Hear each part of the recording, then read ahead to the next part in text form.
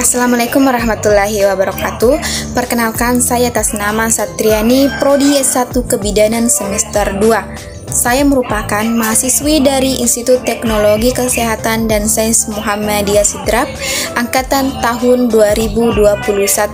Nah, pada kesempatan kali ini saya akan membawakan materi mengenai diferensi seksual.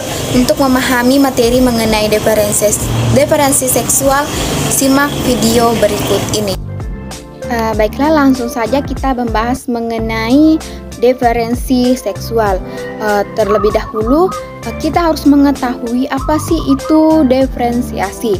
Nah, menurut Kamus Besar Bahasa Indonesia atau biasa disebut dengan KBBI, diferensiasi adalah proses, cara, atau perbuatan yang dapat membedakan sesuatu. Nah, sedangkan pada organ seksual merupakan semua bagian anatomis tubuh makhluk hidup yang terlibat dalam reproduksi seksual dan menjadi bagian dari sistem reproduksi pada suatu organisme kompleks. Nah, pada diferensi seksual itu terjadi pada perempuan dan laki-laki, di mana diferensi seksual perempuan dan laki-laki merupakan suatu kesatuan karakteristik dari gonad, traktus genitalia interna dan eksterna seseorang. Nah, perlu kita ketahui bersama bahwa gonad adalah suatu kelenjar seks yang menghasilkan gamet dari suatu organisme. Contohnya, pada laki-laki, kelenjar seksnya yaitu testis yang menghasilkan spermatozoa. Sedangkan pada perempuan, kelenjar seksnya yaitu induk telur yang menghasilkan sel telur. Nah, perbedaan dari alat seksual perempuan dan laki-laki yang dapat membedakannya yaitu pada proses pembentukan. Perlu kita ketahui bersama bahwa alat kelamin seorang terbentuk dalam proses pembuahan, sehingga di sini yang akan menghasilkan yang dapat membedakan antara perempuan dan laki-laki. Nah, perlu kita ketahui bersama juga bahwa manusia memiliki total 23 pasang kromosom, di mana manusia terdiri dari 22 pasang kromosom tubuh dan 1 pasang kromosom seks. Nah, di sini kromosom tubuh akan menentukan sifat manusia, karakteristik fisik manusia, bawaan penyakit pada keturunan. Yang kedua yaitu kromosom seks, di mana kromosom seks ini akan menentukan jenis kelamin, sehingga di sini yang akan membedakannya yaitu apakah seorang janin itu berjenis kelamin perempuan atau jenis kelamin laki-laki. Kromosom inilah yang akan membentuk proses terbentuknya jenis kelamin seorang manusia. Nah, dalam membedakan jenis kelamin perempuan dan laki-laki yaitu dapat dilihat dari proses perkembangan gonad, di mana pada gonad itu memiliki gen Sry. Gen Sry ditemukan pada kromosom Y, memicu perkembangan embrio sebagai laki-laki. Kemudian gen Sry mengaktifkan sinyal reproduksi laki-laki, membuat gonad berubah menjadi testis. Kemudian testis tersebut mengeluarkan hormon laki-laki dan menghasilkan hormon anti-Mullerian atau AMH.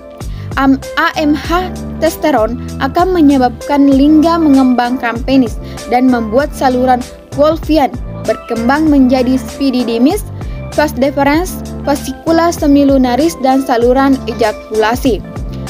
AMH akan menghentikan perkembangan rahim dan tuba fallopi.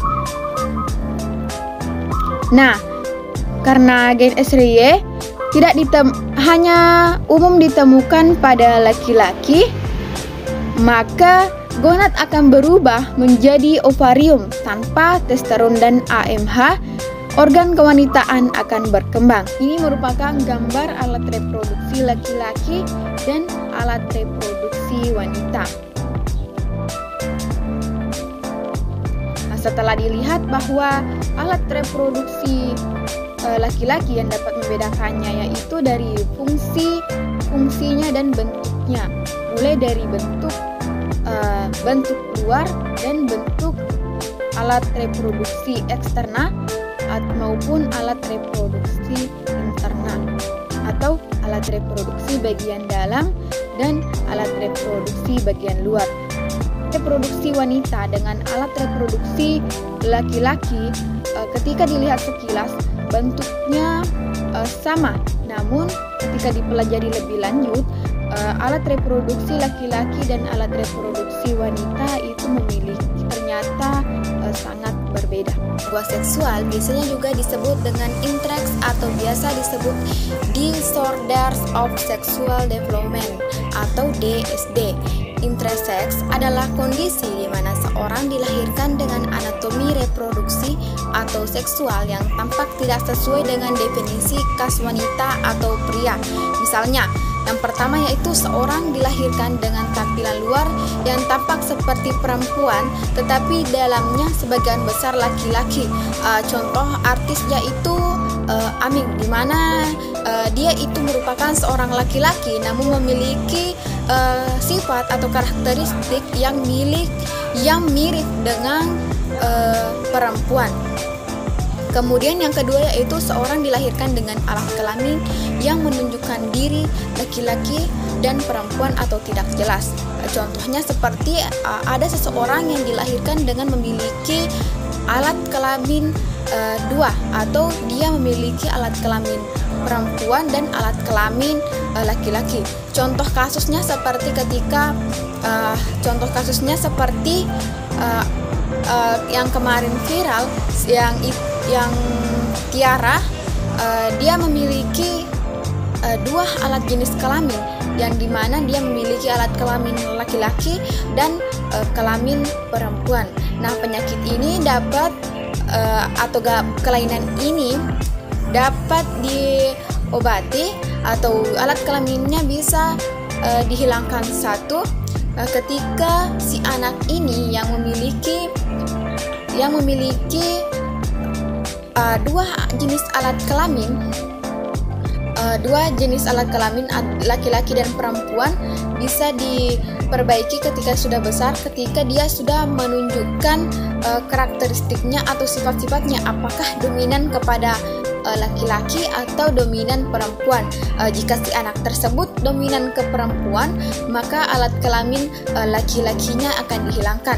Sedangkan ketika si anak tersebut dominan atau karakteristiknya dominan pada laki-laki, maka alat kelamin perempuannya bisa dihilangkan.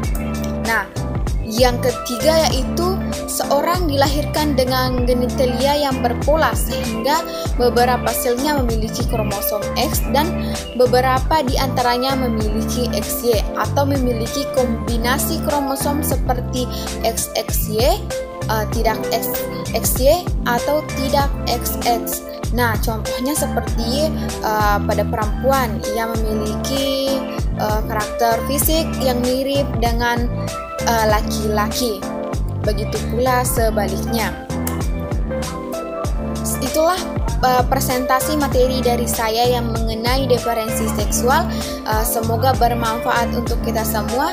Sekian, assalamualaikum warahmatullahi wabarakatuh.